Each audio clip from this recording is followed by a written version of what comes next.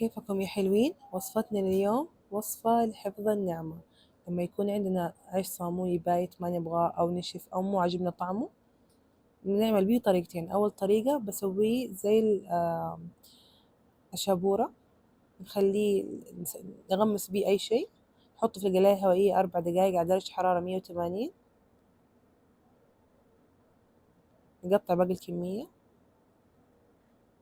وبعد 4 دقايق نطلعه وبيصير شكله كده. نغمسه بأي شيء،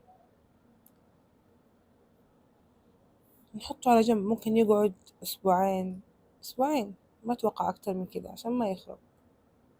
طيب، الطريقة التانية بنسوي تغطية للبروست، أي بروست، جمبري، أي شيء.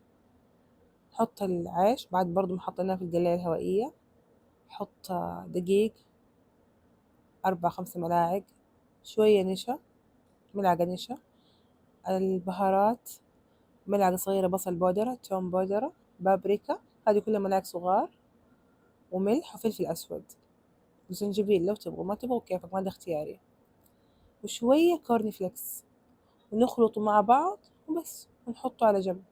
هذا لو تبغوه بارد، لو تبغوه حار حطوا شطة. عليكم بالعافية، ولا تنسوا صلوا على الحبيب محمد.